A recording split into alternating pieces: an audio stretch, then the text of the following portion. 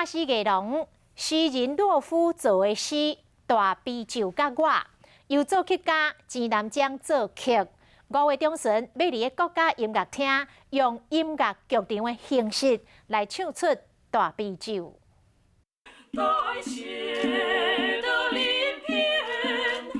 社会上酷，加上3位女高音的合唱，听起来真是真神奇。这款的音乐组合，灵感是来自一代诗人洛夫超现实风格。乌云接空，达远慢，达西月，达回绝。